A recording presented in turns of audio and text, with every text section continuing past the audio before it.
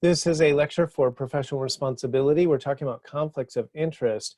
And here we're talking about a specific issue with conflicts of interest, asking your clients up front to consent to future conflicts.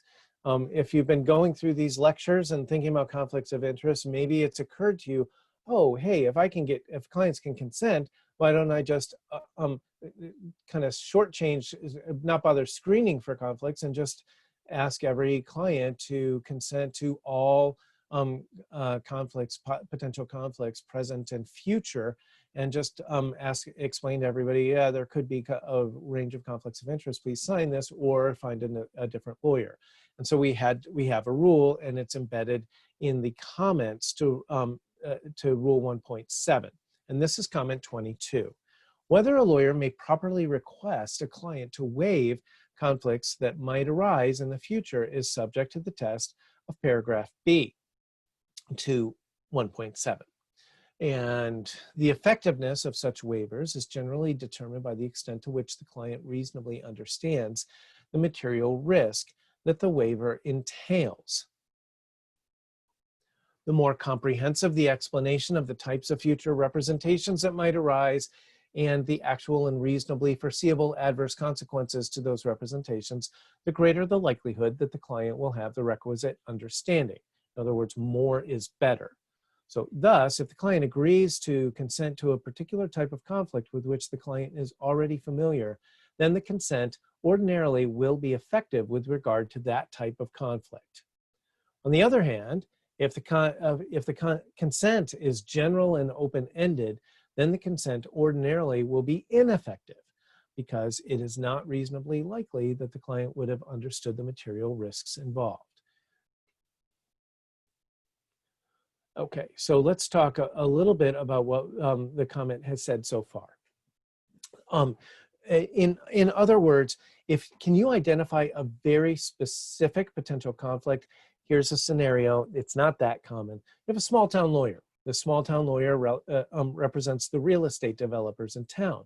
Let's say there's 3 real estate developers in this small town in West Texas or East Texas, let's say, and they build houses and put in subdivisions and develop little shopping plazas and stuff like that.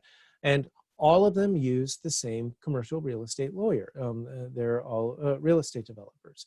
Normally, even though these people may be market rivals, there's not a lot of interactions between the developers that they would have an occasion to be adverse parties, let's say, in litigation. It's more often that a developer would have a lawsuit with a builder or a contractor or the eventual purchaser of a property or someone that the developer was trying to buy land from, or the developer needs legal work getting permits from the town and for zoning or something like that, building permits and so forth. So it's very conceivable, and I'm using this as an example, but we could come up with lots of areas of law where you have sort of a niche practice in a town or small city, and you basically represent the handful of businesses in that area that do that type of thing. And even though they all are sort of market competitors, they're usually not adverse legal parties. So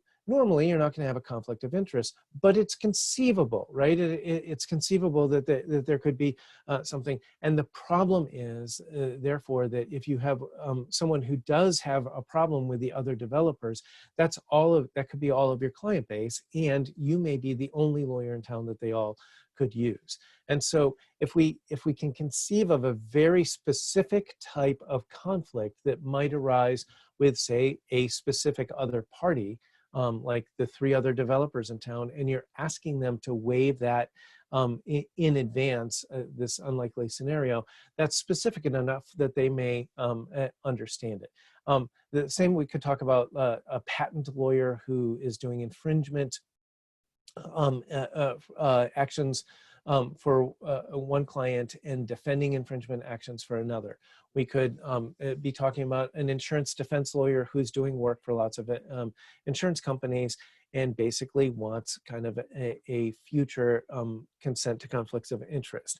Again, this is not going to be an open-ended all conflicts of any type. It's either going to be with regard to specific parties or a specific matter that could arise, or a specific type of matter that could arise.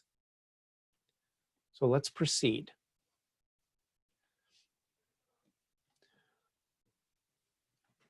Now, let's say the client is an experienced user of legal services, the legal services involved, and is reasonably informed regarding the risk that a conflict may arise. A general consent is more likely to be effective, particularly if the client is independently represented by other counsel in giving consent, and the consent is limited to future conflicts unrelated to the subject of the representation. So it's not a conflict in this case, but you could conceive, like, you know, you're going to be representing their business rival or someone else in the future, and you want them to consent to a conflict in that. But who are we talking about here? Our ideal situation for consenting to these things: in-house general counsel at a corporation. So there's a lawyer, in other words, a lawyer. The lawyer understands conflicts of interest. They are outsourcing litigation to you as a private solo practitioner or a small firm lawyer or something like that. So they are outsourcing litigation to you. They are an experienced user. They're sophisticated. They understand the types of conflicts, and they're also pretty qualified to review this particular consent and see that it's narrow enough and they're not giving anything away or forfeiting rights and so forth by consenting to your conflict in some sort of limited circumstance. So we're going to give you a little more leeway if the person using it is, let's say, a lawyer, in-house counsel, or a person at a corporation, a procurement expert or manager who regularly outsources legal work to the lawyers or hires lawyers for the corporation, then that's going to probably be okay. On the other hand, advanced consent cannot be effective in circumstances that would materialize in the future if it's something that would make the conflict non-consentable under paragraph B. Remember our non-consentable conflicts or our prohibited representations? They're prohibited by law, like the statutes that say in death penalty cases that each defendant who's facing the death penalty gets their own lawyer. It's not a rule everywhere, but in some states it is. And that means it doesn't matter if they want to share a lawyer. If you have two people that are facing the death penalty who they can't hire the same lawyer about the same matter. Adverse parties in the same proceeding, you can't, it doesn't matter if they consent, and if they gave future consent, you're not going to get to be the plaintiff's lawyer and the defense lawyer in the same litigation. Or situations where you have a material limitation, where you know that you won't be able to give competent and diligent representation to both because of how much your bias towards someone or your bias against someone, either because of your personal feelings or financial investments or your financial dependence on one particular client for your firm and so forth. So remember, even in situations where we allow a consent to a conflict that you don't have yet, but you're worried will arise in the future with some other specific matter, but it might not be pending yet, maybe that nobody has hired lawyers for it yet, but you can think, everybody can see it coming. If you can get a consent to that, unless it would otherwise be a non-consentable conflict. The effectiveness of a client's prospective waiver of a conflict depends on whether the conflict is consentable in the first place, and how clearly the waiver identifies the anticipated conflict. In other words, be specific, be narrow, and whether whether it's a consentable conflict. You can't ask for future consent to something that would be non-consentable if it was already happening today. And if it is consentable and it's in the future, then the waiver or consent has to clearly identify it. I do want to point out, this is going to seem trivial to my students, but it matters to law professors sometimes. The verbiage here in comment 22 starts calling consent a waiver. So in practice, you may notice that some people will ask for a waiver to conflicts of interest. The ABA's terminology tends to be to talk about consent to a conflict and to use the word waiver for future conflicts of interest that haven't even arisen yet, but we can foresee them or something like that.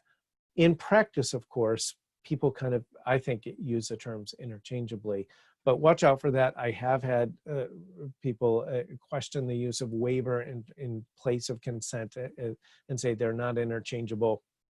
The ABA does use both terms. Okay, and that concludes this short lecture.